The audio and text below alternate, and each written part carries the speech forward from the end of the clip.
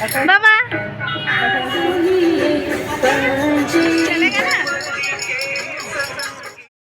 ওম নমো ভগবতে বাসুদেবায়।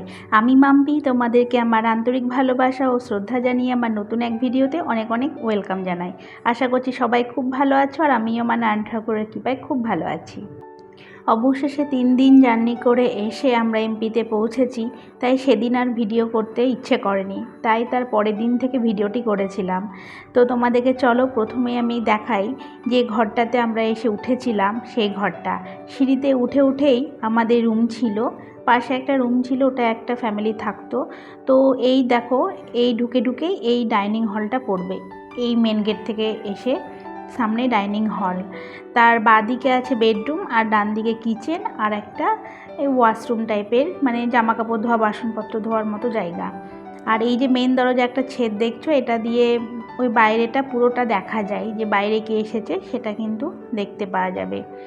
আর ওইদিকে দেখো বাবু একা একা বসে খেলছে, কারণ অনেক কাজ আছে, ওকে তো বসে খেলতেই হবে, কারণ নতুন ঘর, নতুন জায়গা, নতুনভাবে আবার সব কিছু গোছানোর একটু ব্যাপার আছে এখানে।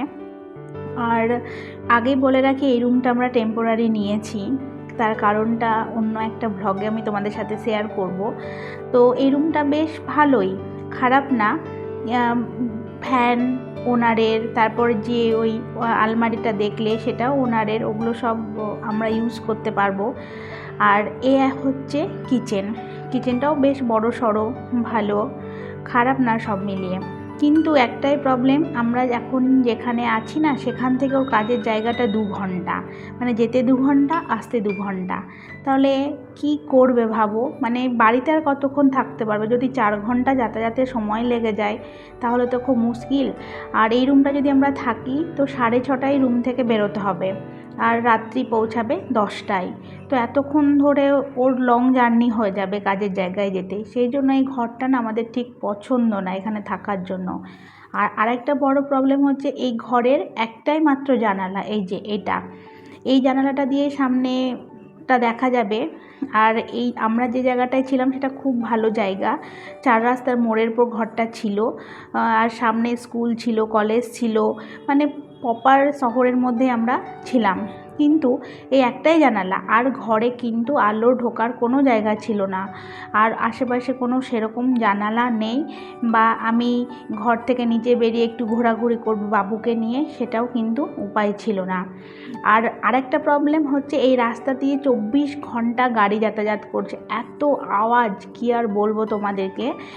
আর এই ঘরে থাকলে বাবুর ঘুমোতে খুব অসুবিধা হবে, কেননা ও যদি ঘুমায়, ওই সারাক্ষণ ওই হর্ন বাজছে, চিৎকার চেঁচামেচিতে ও ঠিকমতো ঘুমাতেও পারবে না, সর্বোপরি আমার অসুবিধা হবে। আর ও যদি ঠিকঠাক মতো না ঘুমায়, আমি কাজ টাজ কিন্তু কিছুই করতে পারবো না। তো চলো, তোমাদেরকে তো ঘরটা মোটামুটি ঘুরিয়ে দেখালাম, আর দেখো জিনিসপত্র এখানে ওখানে সব পড়ে আছে। আর আমাদেরকে ও সাথে নিয়ে এসেছিলো, যে আমরা থাকবো বলে একসাথে। তো সেই জন্য আমাদের যে দৈনন্দিন জীবনে যেটুকু জিনিস, সেটুকু আমরা কিন্তু সঙ্গে করে নিয়ে এসেছিলাম, কেননা বাকি জিনিসপত্র সব তো ট্রান্সপোর্টিংয়ের জন্য দিয়ে দিয়েছিলাম, ওটা তো সঙ্গে সঙ্গে এসে পৌঁছাবে না, কবে পৌঁছাবে ঠিক নেই।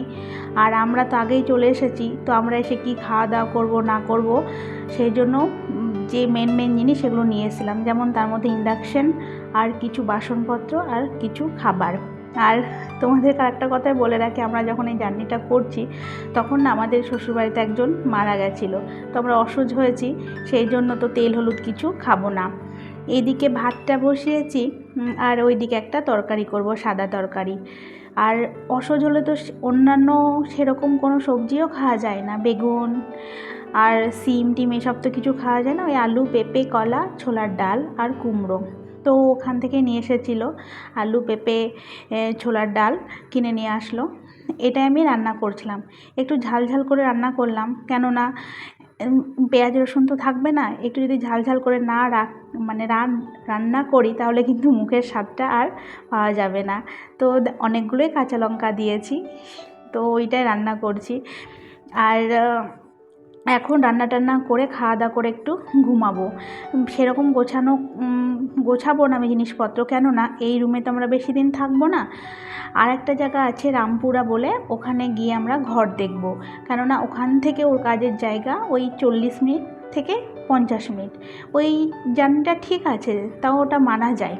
তো এখানে আমরা রুম দেখব, সেই জন্য সব জিনিসপত্র না ঘরে এলোমেলো হয়েই পড়ে আছে। আর ওইদিকে একটা তরকারি করেছিলাম আর একটু সেদ্ধ করেছিলাম, আলু সেদ্ধ আর ওই তরকারি। চলো এখন খুব খিদে পেয়েছে, এখন খাওয়া দাওয়াটা করে নিই, কারণ খাওয়া দাওয়া করার পর এই জায়গাটা একটু ঘুরে দেখব। তো রাত্রিবেলার দিকেই যাব। আর ডালটাও এদিকে বেশ ভালো মতো সিদ্ধ হয়ে গেছে। আর সত্যি বলতে এই অসজের এই ঝাল ঝাল তরকারি ছোলার ডালের আমার আর ওর ভীষণ ফেভারিট, আমার খুব ভালো লাগে, কোনো রকম অরুচি মনে হয় না। তবে এই তরকারিটা তো রোজ রোজ খাওয়া যাবে না, তাই না? তো যাই হোক, চলো তরকারিটা ওইদিকে সিদ্ধ হয়ে গেছে, এবার তরকারিটা নামিয়ে নিই, তারপর দুজনে মিলে খাওয়া দাওয়া করে একটু ঘুমাবো। ঘুমানোর পর এই বাড়ির কাছেই, মানে 1 মিনিট লাগবে হয়তো নিচে, ওখানে একটা মানে দোকান সেল টাইপের একটা বসে আছে, ওটা নাকি সারা বছরই থাকে। ওখানে জুতো, খেলনা, স্টেশনারিসে অনেক কিছু দোকান ওখানে বসেছে। তো ওখানে আমরা যাব। তো সন্ধেবেলাতে ওখানেই চলে এসেছি। আর দেখো কত সারি সারি জুতো সাজানো, জুতোগুলো বেশ ভালো লাগছে। এক রেট, কোনোটা 150, 200, 250, 300 পর্যন্ত আছে। তো এখানে আমি একটা জুতো দেখছিলাম, আমার বেশ ভালোই লাগছিলো মোটামুটি সব জুতোই। তার মধ্যে একটা কালো রঙের জুতো আমি পছন্দ করেছিলাম, ওটাই দেখছিলাম।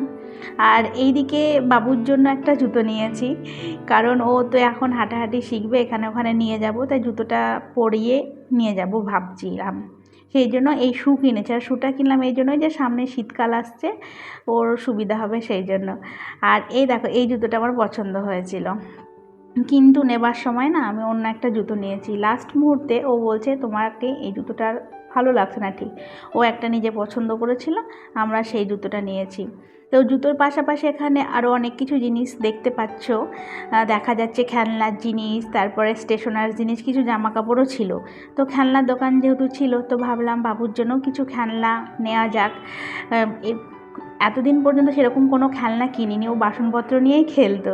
তো আমার এই গাড়িটা খুব পছন্দ হলো, এই গাড়িটা বাবুর জন্য নিলাম।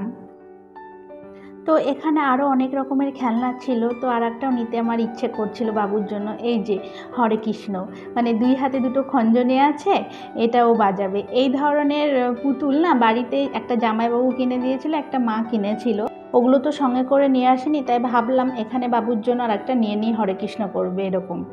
আর তোমাদেরকে বললাম ওই কালো জুতোটা দেখছিলাম, কিন্তু লাস্টে আমি এই জুতোটাকে উঠিয়ে নিয়ে এসেছি।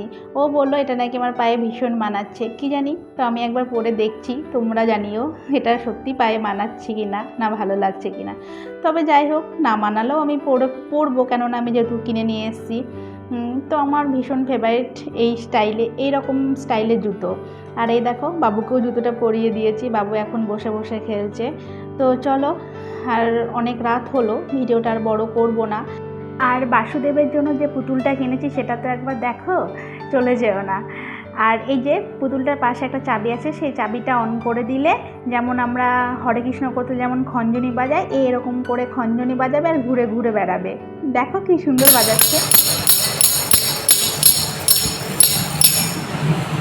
তো ওকে খঞ্জনি বাজাতে দেখে বাবুর আর তর্স হলো না, ওটা নিল, ওটা নিয়ে খেলছে। আর আজকের মতো ভিডিওটা এখানেই শেষ করছি। ভালো লাগলে অবশ্যই একটা লাইক করো, আর যদি কিছু মতামত থেকে থাকে কমেন্টে জানিও। দেখা হচ্ছে আবারও কোনো নেক্সট ভিডিওতে। বাই।